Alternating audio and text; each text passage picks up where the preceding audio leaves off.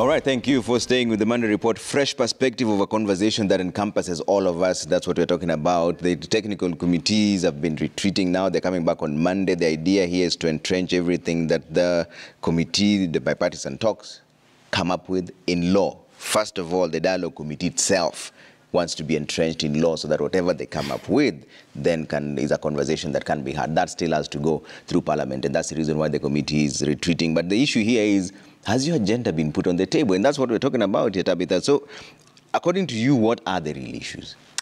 I think before I get into the real issues, you asked a very important question that Kenyans for a long time, since the election period started, we voted and all that, have been asking the clergy.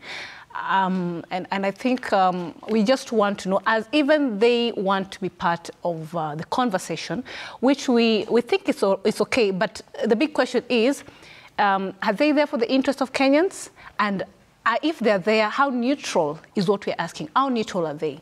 We will want a clergy that does not take sides. We will want a clergy that unites Kenyans. Article 10 of the Kenyan Constitution 2010 talks about the national values that upholds and brings a streamline to upholding of the national values. So maybe that is the conversation I think you're trying to ask, and I think many Kenyans had wanted an insight into that. How neutral or how trusted is the clergy? Not in totality, but, you know, given the given number of appearances and utterances and, you know, associations, how can we trust the clergy? Do you trust them as Tabitha? Do you trust the clergy to present your views? As Tabitha Ogutu, I will say that I do not trust the clergy 100%. Wow.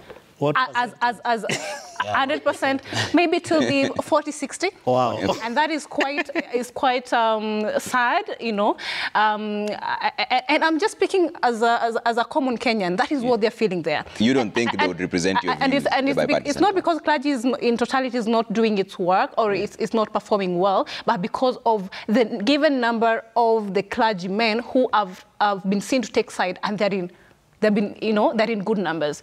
Now, moving to the real issues like I mentioned earlier, one of them is the issue of unemployment. I want to tell you for free that it's not reasonable enough for the government to offer an education system and churn out thousands of youths every academic year from universities and tertiary institutions, and even create motivates if they're not creating a system or an environment where these people can get gainful employment. Then that is why Kenyans, even some more youth, are saying there is no value for education. Because if I can go to school to be educated, at the end of the day, as a plan to give me employment, we are talking about affordable housing. I mean, I didn't go there to study masonry. Where is the platform for those youths or the people who have graduated with courses, for example, in even maybe, let's say, in law, or maybe they have graduated, they're doctors. I mean, even for those doctors who exist, what is the plan for a better environment, dignified work as a national value that we hold as a country?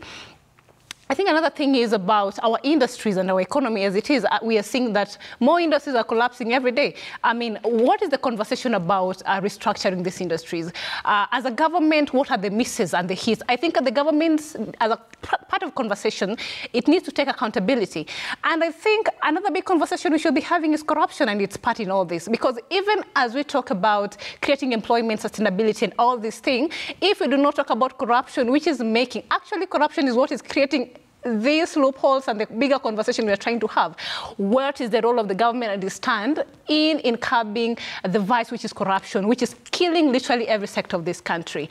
I think also now on the IEBC and moving forward, I mean, what are we agreeing as a nation? That we need to be going to Supreme Court every day because we feel like we cannot have an electoral body that can conduct an election in a way that Kenyans feel they're satisfied. And I didn't say 100% Kenyans, but I mean, a huge number or other contestants feel like, you know, I went to the elections, but this was free and fair. So what happens to a Kenya which should be having free and fair election? Past the IEBC commissioners, what are the values that we need to uphold as a country? And I think lastly, the next big thing will be that the other day we were talking about the 1 year in office for the President of the Republic of Kenya in this administration. And I think I have had a conversation, and I said when he was being sworn in and elected duly, I said that let's give the President time to work. And I think us as Kenyans, that is what we have been doing. We have been giving the President time to work. I think we have seen effort here and there, but there's a lot that needs to be recorrected, be restructured, a more inclusive conversation. There's a lot that we need to do as a country. So we need to own up to the fact that as Kenyans right now, we are not very proud people, not because of the President, but also because of the people who have been put into those offices and what role are they playing to make sure that the interest of the common Kenyan is met at the end of the day. So this is a conversation that we want to have. But we cannot have the conversation, for example, about the truth agenda. Right now, we really need to have the immediate needs of Kenyans, what they're really feeling. Okay. That is the education, that is the food, that is the employment. Yeah. I think these are the things we need to give more emphasis, and corruption as being number one. Then other things, including those things that we feel are so political, I think will be tackled at that angle. I think so. Alenga, you don't think that this conversation is important, but 1 year down the line, have you been impressed with the performance of the government so far, or can they do better? And what issues would you want them to include in these talks?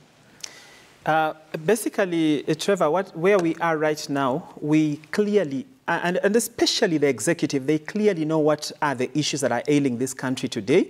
It is not like they need to be schooled on 1, 2, 3 issues. We actually know those issues. But there has been an air that has taken up the room of the shareholder aspect. We were told that on a normal baraza, and it looked like just a one-to-one conversation, but it seriously is digging into our productivity and delivery of service to the whole country.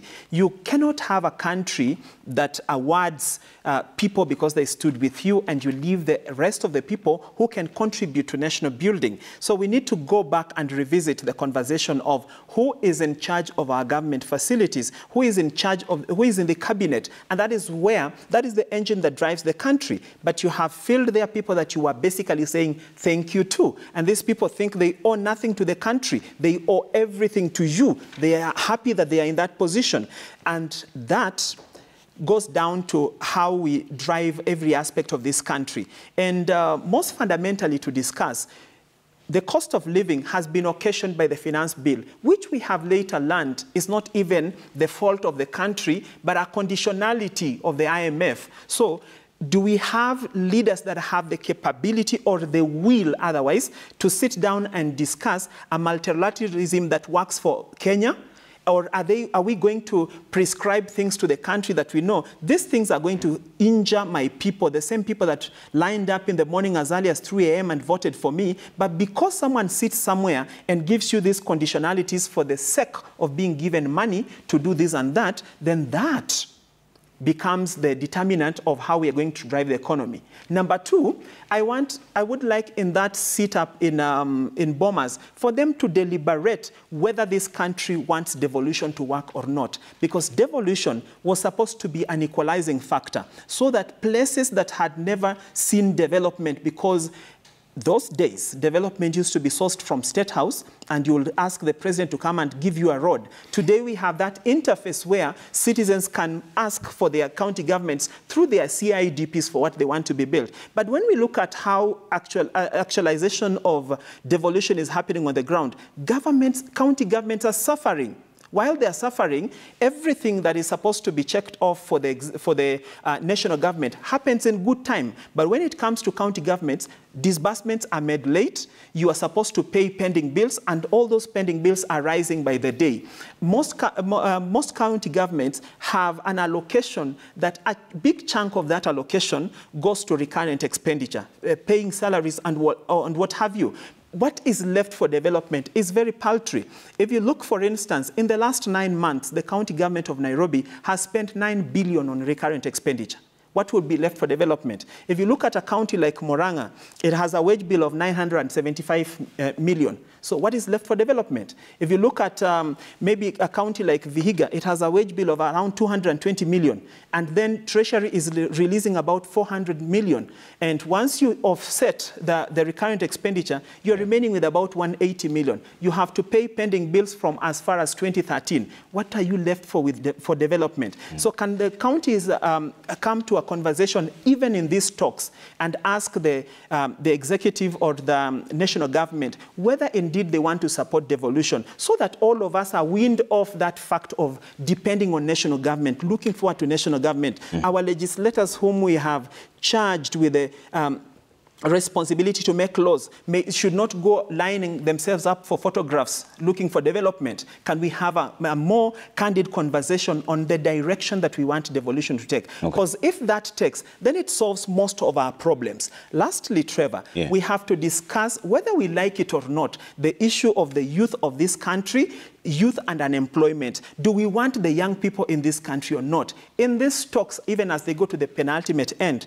the Deputy President must come out and apologize to the young people of this country for the utterances he made in the graduation ceremony of JKUAT. Even if that is what he felt he wanted to say, for the purpose of educating us not to be over-ambitious, that was not the right forum. It is like going to a wedding and you're telling the bride you may not even give birth.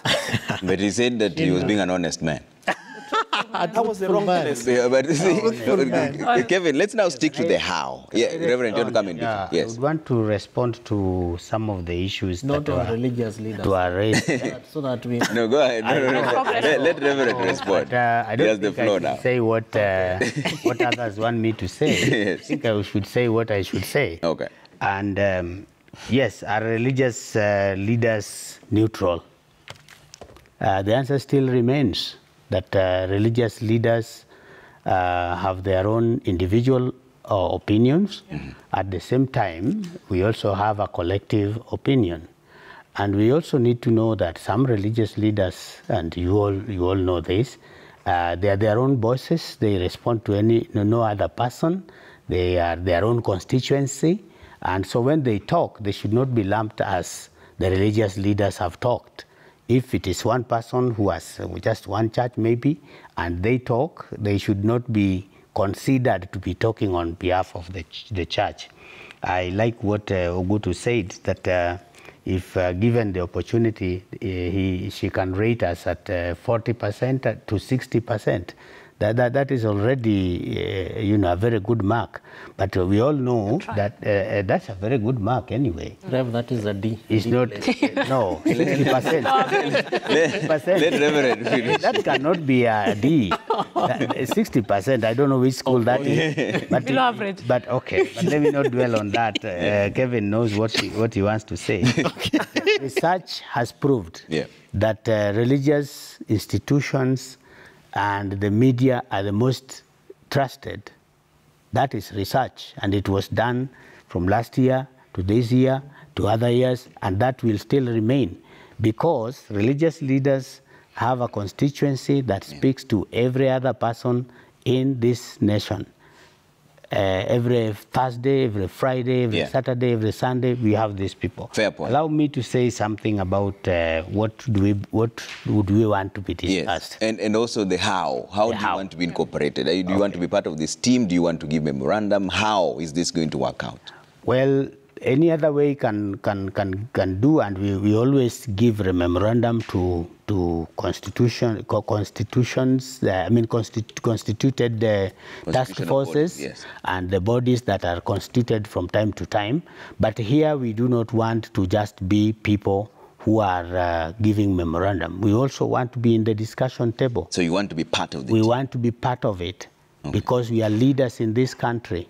And there is no way you can seclude the church from the discussions, the dialogue that brings issues to table and solutions for the country. So will you be choosing your own representatives? I'm digging in on the how because we need to know, because there are many bodies that would want to be part of it. Whoever is giving a formula for the participants of this dialogue should know that we have religious institutions in this country. We have the National Council of Churches of Kenya, that is NCCK, which I represent. Yeah. We have the SDA. We have the KCCB, that is the Conference of Catholic Bishops. We have the SUPKEM. We have the Organization of African Instituted Churches. We have the EAK. So have you all sat together and said, this is the one person, a representative we want to be put in that team? Because you cannot all we cannot, but we cannot send one person, but at the same time, we cannot be excluded from the table. We need to be given a number Yeah. that is commensurate to our strength. Okay. Because you cannot say a Christian will represent a Muslim. So before these talks begin, you want the committees to say that we're going to pick people from the religious institutions, That's true. Or civil society. Yes, they have to give us a number so that we know how we organize ourselves. Okay. And we have always organized ourselves, even through IRCK or through NCCK. We know how we normally do it. Okay. And somebody should not do it for us and appoint and say, we are going to appoint so-and-so to represent the Christians. Okay. This should be left to the religious institutions, give us the numbers, and let us organize ourselves to do it. Okay. But what are we bringing on table? Yeah. We would want a candid discussion on the issues of national cohesion and unity. Okay. Kenyans are sometimes more divided than is expected. So how do we discuss the issues of national unity? How do we see ourselves as Kenyans and not segments of tribal collections and what have you? And then the prosperity that is premised on the well-being of all citizens and focused on the futuristic policies. How are these policies made? Are they made for just now or are they made for posterity? We are hearing of youth unemployment. We are hearing of some people being reckless when they go to these graduation ceremonies, and they begin to say, even though you have graduated, there is no job and don't expect any job. That is so reckless. When you also hear somebody who is in charge of protecting lives and property, when I'm alive, you should protect my life. When I die, I'm the property of the state and the property of my family. It should be protected. So when somebody begins to say that those bodies were collected and hired to be displayed, that's a reckless statement.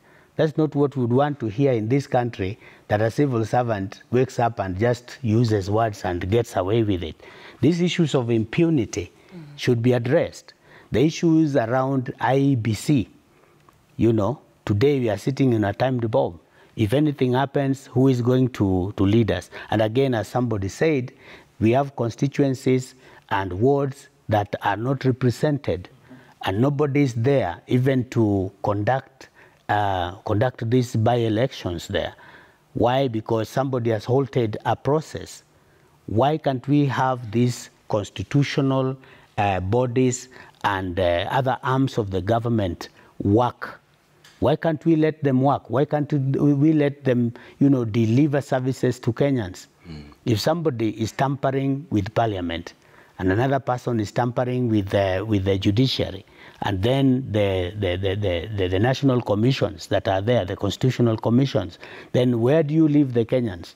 I think these are the discussions we want to be part of, so that when we are talking about these commissions and enabling them to deliver, then we make our points, not just through a memorandum that you just send us a memorandum. Okay. When we send you a memorandum, sometimes we are like giving you the permission to discuss what you are going to include or what you are not going to include. All right. But if we are there to make our submissions and to be part of even the report writing, then we will critique these reports before they are tabled, they are delivered to whoever formed it. Okay. So I would want to finish by saying Kenyans are tired, and Kenyans would want to have a system that promotes the dignity of their livelihood. Okay. So that we are not here to suffer as Kenyans in a country where we need to live as real citizens who appointed our leaders. Okay. The owner of the organization, like Royal Media, should not be held hostage by the people that he hired. Okay. Let's take That's some the truth. feedback coming through now. So the owner of Kenya is Kenyans. Okay. We should not be held hostage by the people we have hired. Okay. Let's see some of the feedback coming through, then I come to you, Kevin, and we talk about the how as we finish up on this conversation. How do you want to be involved? Do you want to be part of it? Because there's only a limited number that can be put on the bipartisan talks. Let's bring up the feedback at Trevor Mbija at Citizen TV Kenya. Use the hashtag #ManReport. Brian Chemwa says, let both parties encourage active listening, mutual respect, compromise to address concerns from all sides, establish clear agendas and objectives to guide discussions, consider mediation or third-party facilitation if tensions arise. We are tired of these rhetorics, okay? Mm-hmm. Edambo Osami says, too many public statements aren't conducive to good faith negotiations. No need to play to the gallery and score cheap points. Let's sit down at the table pronto and get to work on the issues that concern the great people of Kenya. Okay? Fred Osiro says, I've been hopeful that the agenda of every Kenyan was being addressed by both government and opposition. Unfortunately, absence of proper representation of Kenyans in the dialogue process demonstrates loud absence of serious Kenyan issues. Mm-hmm. Babu Michael says, does it make any sense to have such like talks after each and every general elections? What is the lasting solution? Can this issue of winner takes it all be resolved to begin with moving forward? To me, these are the main issues, okay? Mm-hmm. Okelo Mwalimu says, the major drawback of ongoing talks is that solution doesn't reside within the talks teams, but with Raila, Ruto, and hardliners, most of whom are outside the teams. You'll soon witness indefinite adjournment and separate press conferences. Interesting times ahead. Okay. So, Kevin, as we finish on this, how would you want to be involved? Because there's only a limited number that can be there. The how is the main issue here. Trevor, that's right. The how is actually the main issue, and that's really the crust of the matter. But fact of the matter, again, is that not every Kenyan can be represented. Of course, every Kenyan can, should, and must be heard, but not every Kenyan can be represented. So what is the mechanism? What is the how? Of course, the first how is to have organized groups, like Reverend said. For instance, the church is organized, and I'm privileged to have been engaged with the NCCK in Nairobi and other areas to be able to generate positions on some of these talks. So like NCCK, IRCK, and some of the bodies are already ready with their documents. If you say send us a document, they can be able to submit those documents. Now that, therefore, is incumbent upon the team, the secretariat of the team, to organize a platform. How do we therefore submit our issues? Like this, some of these comments are very, very instrumental. People already have issues of trust, mistrust, belief that the team is able to represent them. Of course, some people believe that they are hardliners who are waiting through the window and peeping to check whether their issues are actually being discussed. And it is true that before too late, we will see people that we can ultimately predict to spoil these talks. People will just come and spoil the good coffee that people are having at Bomas. We must be able to present a platform, a mechanism through which such people can be locked out, but still being heard in the process. So an online platform that also enhances feedback. And the Secretariat, in my view, has to be very clear around the feedback. At least somebody to say, thank you for submitting your memorandum of your proposal. We acknowledge receipt. We will get back to you if need be. A Kenyan will feel very honored, very respected to have participated in this process. The third how, Trevor, is to engage with our representatives. And I think that for me, the people in Lagdera who do not have a representative, people in Magarini, people in Banisa, in Tana River, people in Kisii who just lost their MCA, I think it was last week, need to begin to activate their silence. And if possible, even organize to move into Bomas and demand that serious talks be held around IEBC, how to boost trust of the Kenyans in electoral institutions. Yeah. And you see, even Kenyans are asking, how do we ensure that, again, in the next election, will not be taken through this circus? Because this is now being too much. Of course, there are very good reasons, which I think, because of time, we might not go into. But the question is, would it warrant a referendum? And if so, how will we ensure that the voices of those silent Kenyans are actually heard? Of course, people like persons with disabilities, who are also organized through either national registered institutions or even at their counties. I am hoping that, Trevor, we will learn very good lessons from the BBI process and part of the failures of the BBI, because in fact, how the co-chairs have already sent us to bed this night, in my view, is already beginning to walk the journey of failure.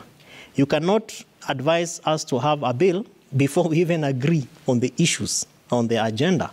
What is this bill going to be about? Okay, you want to formalize this team. Yes, they want to be entrenched in the law. Yeah, but Kenyans outside there are saying, one, we don't even trust you to speak for us. We don't even believe that what you are saying is our issues. Yeah. So on what premise are you going to carve? Whether you want to legalize the team, which in my view... So they should have been entrenched after everybody else has been put in.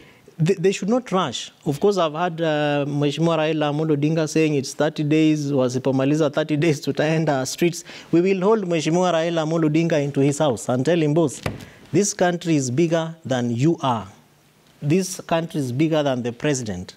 The two of you must allow Kenyans who already, as you have rolled this seat, they are feeling left out. Unless you want to go and andamana peke yako, then you can go. But as it is, they should be able to agree on the issues. And if possible, Trevor, even use social media pages, you know.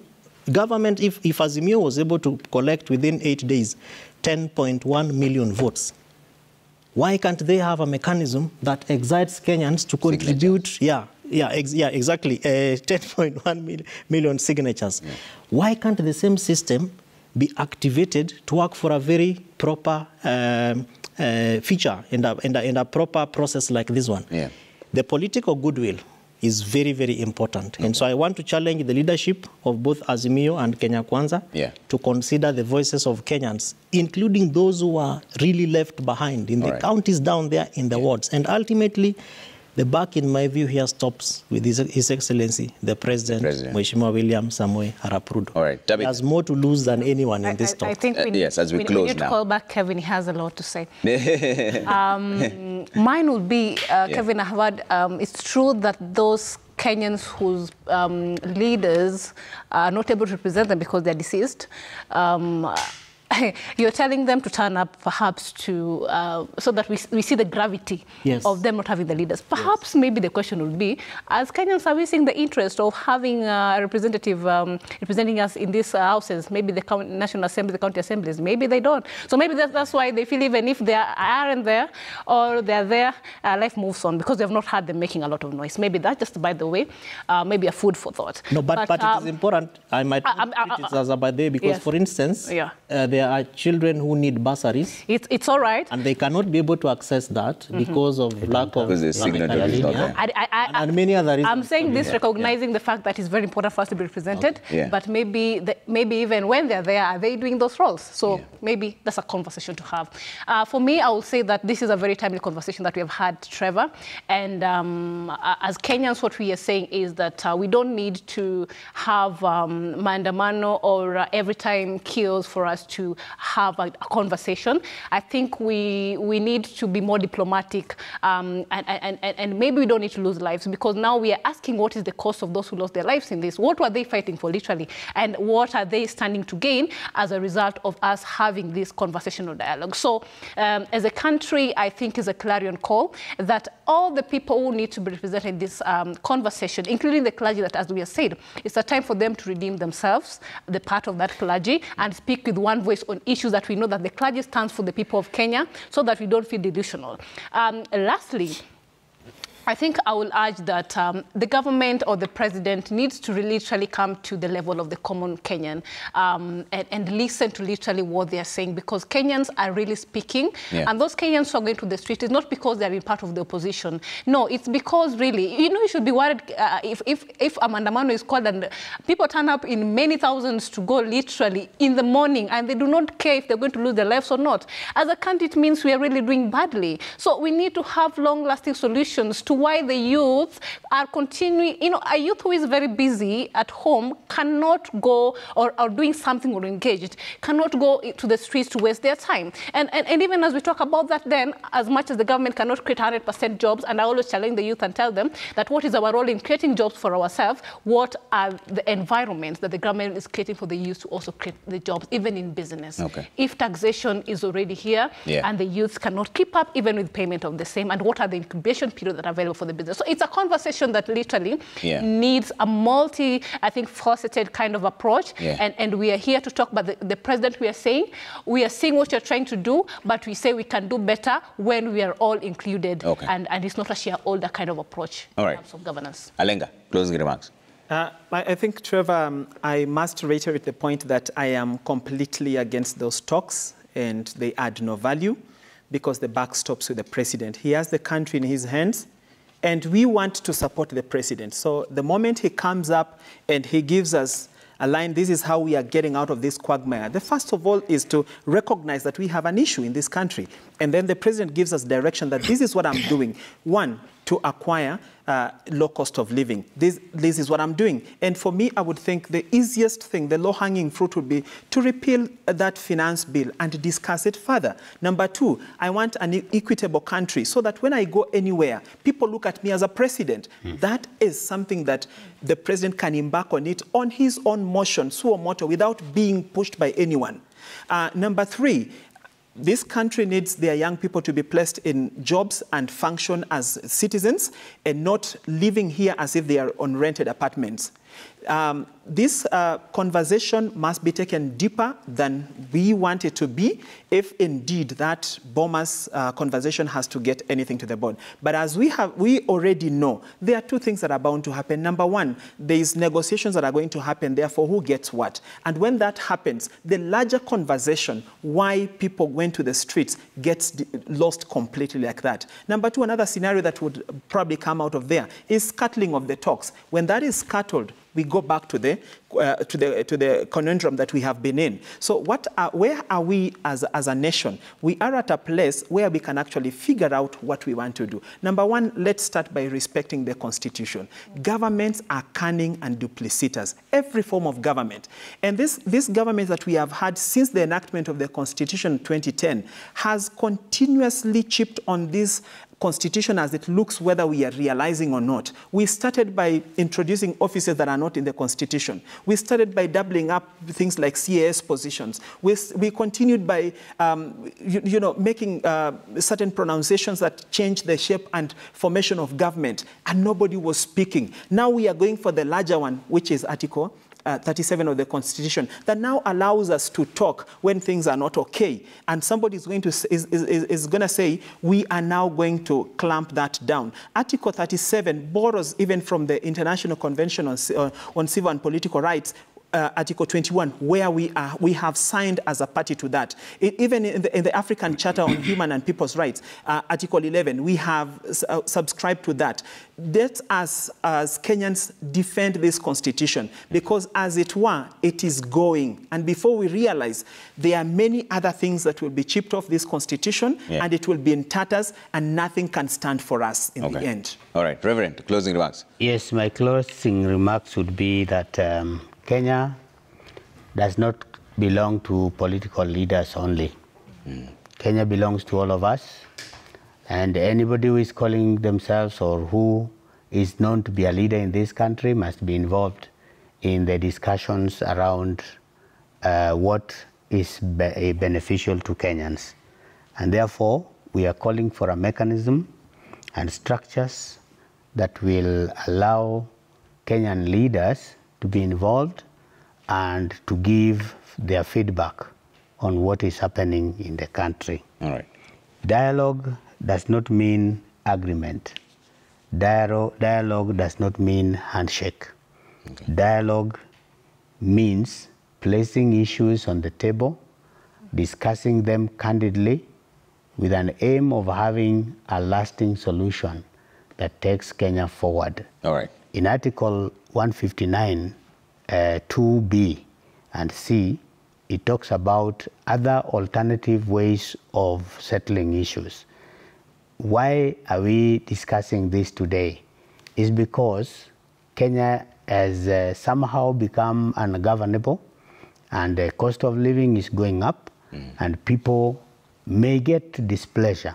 Okay. So this is why we are saying, Yep. let us be involved in dialogue. Yeah. And if that dialogue does not work, it means that the conflict will be escalated to other levels. Okay. We are ready to offer mediation. All right. Clergy, Yes. I would want to talk to my colleague clergies that it is time for us to shun partisan politics. Okay. So that we concentrate on the issues and not support politicians Okay.